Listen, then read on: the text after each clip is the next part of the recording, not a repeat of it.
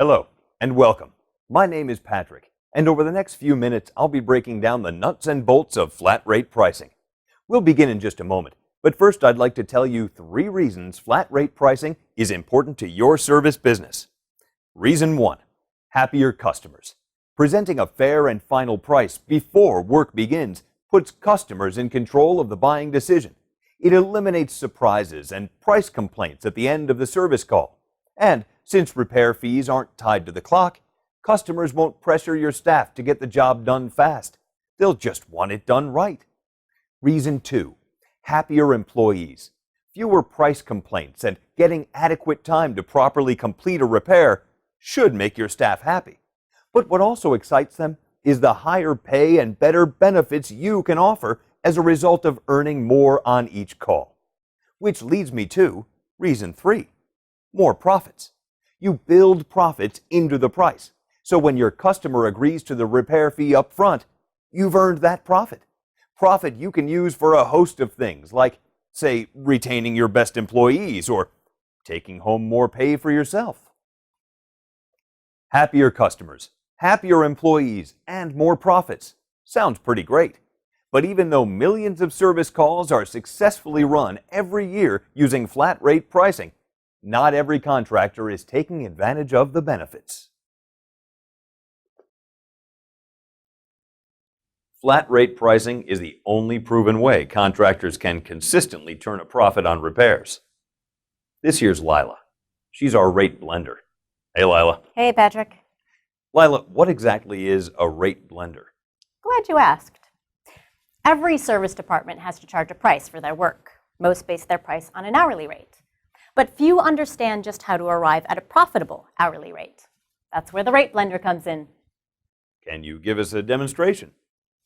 Of course. Can you give me some room?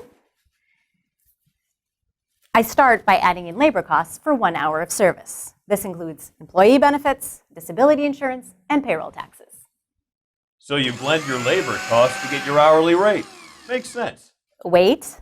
Then I need to add in overhead costs. Overhead costs are things like other labor, service dispatcher, managers, etc.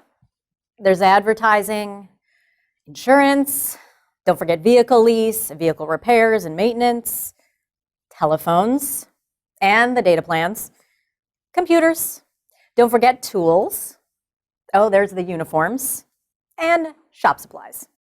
Don't forget interest, bad debt, bank fees, dues, oh yes, and unapplied time.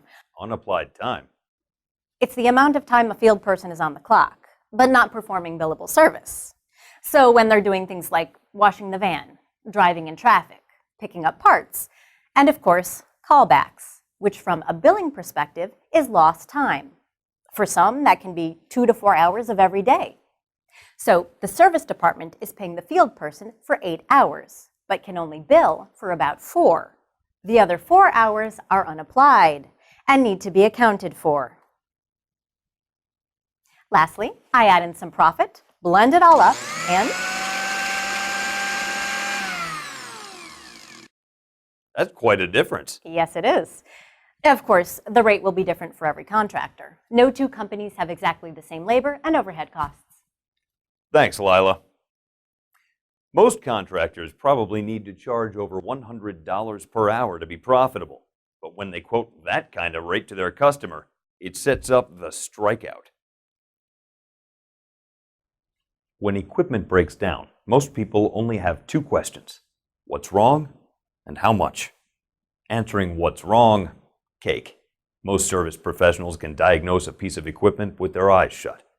But answering how much, that's tougher. People are expecting a price. You know, Mr. Customer, it will be $187. But instead, contractors give a formula. Mr. Customer, we charge $125 an hour plus parts. When they hear the hourly rate, strike 1! You know what I mean? Something like $125 an hour, you're fixing my furnace, not building a rocket ship. The inevitable follow-up question, so how long will it take? Then they'll hover over and watch to be sure the tech isn't working slowly, taking breaks, or talking on the phone. If the job goes over what they were told, strike 2! And when the job's all done, Mr. Customer Googles the parts listed on the invoice. If what he finds online is cheaper than the price quoted, Strike three, you know! that's one angry customer. So how can a contractor charge the hourly rate they need without creating angry customers? Packaging. Hey, Bill. Hey, Patrick. Bill here is our packager. Bill, tell the folks what you do. Sure. My job is to take the hourly rate Lila blended, apply it to the job, add in the parts cost with an appropriate markup, then package it all up into a single price. You probably know it better as a flat rate price. Hey, Patrick, did you know that surveys show 91% of people prefer a flat rate price over time and material? Really? Yup. That's why packaging is so important. I guess it is. So there it is in a nutshell, flat rate pricing. Hopefully you now have a clearer picture of what flat rate pricing is, and you know why flat rate pricing is better for your customers, better for your employees, and better for your company. Call us if you have any questions. We're always happy to help.